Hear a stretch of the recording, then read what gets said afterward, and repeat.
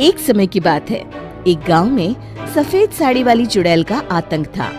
चुड़ैल रात भर गांव में घूमती और गांव का जो भी आदमी उसे दिखाई देता उसे वो घायल कर देती।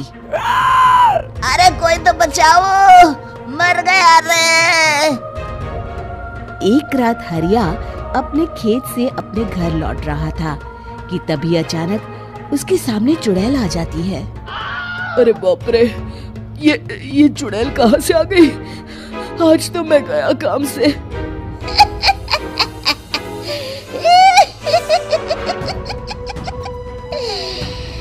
आज मुझे मेरा शिकार मिल गया। अरे चुड़ैल दीदी, मुझे छोड़ दो।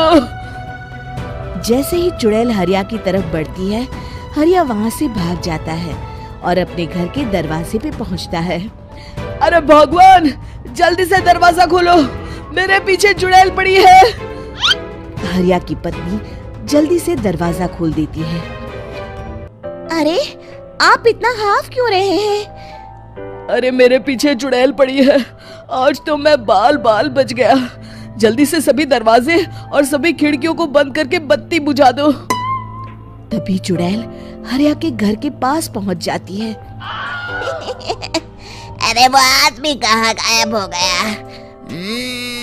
मैं भी देखती हूँ आखिर कब तक बचेगा। मैं अपने शिकार को इतनी आसानी से नहीं छोड़ती।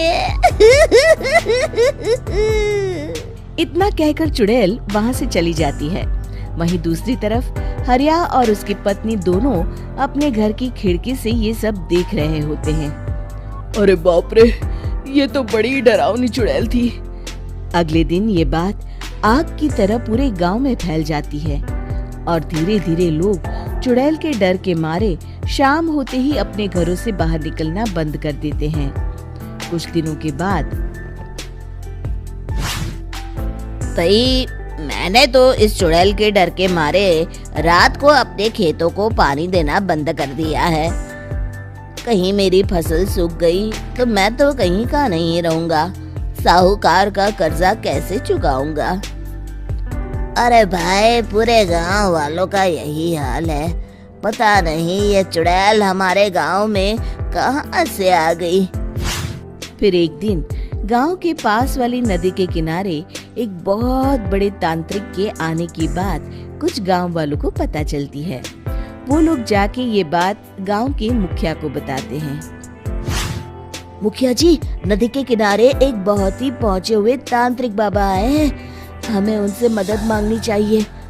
मैंने सुना है वो बड़े बड़े भूतों और चुड़ैलों को अपने वश में कर लेते हैं।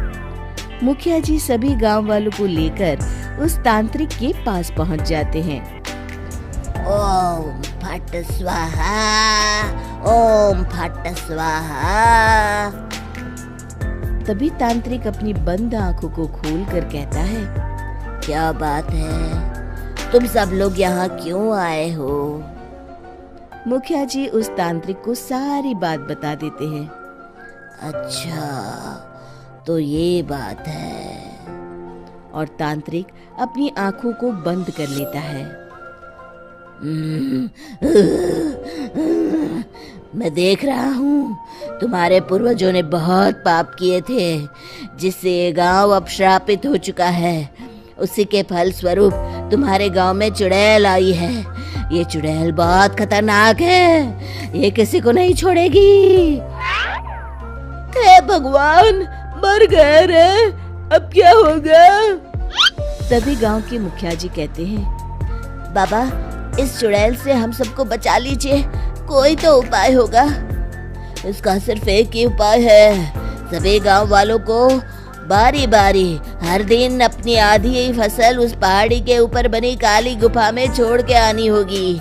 तभी उस चुड़ैल की भूख मिटेगी और श्राप का प्रभाव खत्म हो जाएगा और तुम सब जिंदा बच जाओगे। सभी गांव वाले उस तांत्रिक की बात को मान लेते हैं और वहां से चले जाते हैं। फिर अगले दिन से रोज उस गांव के लोग बारी बारी से अपनी आधी फसल उस काली गुफा के पास जाकर रखाते। कुछ दिनों बाद हरिया की बारी आती है। बाप रे, आज तो मेरी बारी है उस काली गुफा में जाने की। क्या करूं? वो तो बड़ी खतरनाक चुड़ैल है। मेरे तो हाथ पैर कांप रहे हैं। फिर हरिया डरते डरते अनाज की बोरियां अपनी बैलगाड़ी में लाद देता है। तभी हरिया की पत्नी उससे कहती है, देखो जी, संभल के जाना और किसी भी हालत में शाम होने से पहले वापस आ जाना। उस चुड़ैल का कोई भरोसा नहीं है जी। हरिया बैलगाड़ी में बैठते हुए कहता है, भगवान, मैं क्या वापस आऊंगा? लगता है अब तो मेरी खबर ही आएगी। इतना कहकर हरिया वहाँ से चला जाता है। रास्ते में जंगल से गुजरते हुए हरिया की बैलगाड़ी का एक चक्का बड़े गड्ढे में फंस जाता है। हे भगवान, अब ये क्या मुसीबत है? हरिया नीचे उतर के पूरी ताकत से अपनी बैलगाड़ी को गड्ढे से निकालने की कोशिश करता है।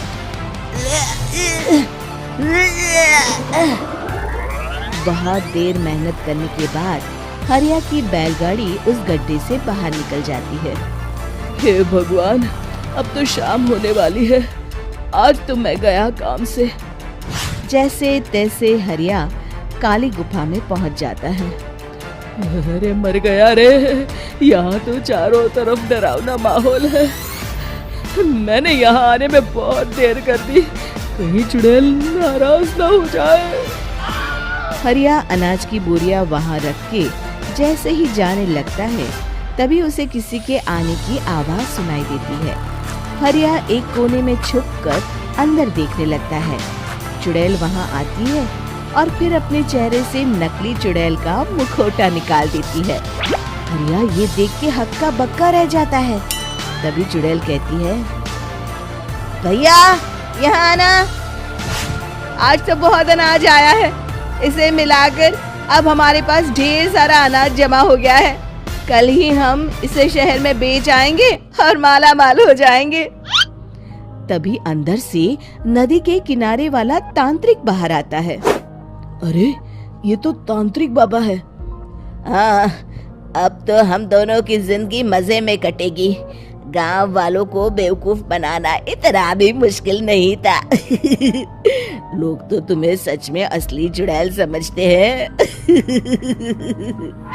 हाँ, तुमने सही कहा। अब ये गांव वाले चुड़ैल के डर से जिंदगी भर इस काली गुफा में अनाज पहुंचाते रहेंगे। अच्छा, तो ये बात है। ये दोनों पूरे गांव वालों को बेवकूफ बना रहे हैं। अभी जाकर सबको बताता हूँ। हरिया उन दोनों की पूरी बातें सुन लेता है और जल्दी से वापस गांव में आता है। गांव वालों को पूरी बात बता देता है। इससे पहले वो दोनों हमारा अनाज लेकर शहर जाए, हमें उन दोनों को पकड़ना होगा। उधर दूसरी तरफ नकली तांत्रिक और नकली चुड़ैल बनी औरत एक बड़ी गाड़ी में सारा अनाज लाद के वहाँ से निकलने की तैयारी कर रहे होते हैं। जल्दी करो, इससे पहले हमें कोई देख ले। हमें यहाँ से निकलना होगा। और तभी वो दोनों देखते हैं कि सामने से सभी गांव वाले अपने अपने हाथों में मशाल लेके आ रहे हैं। दोनों बुरी तरह डर जाते हैं। रुक जाओ, तुम दोनों का भांडा फूट चुका है।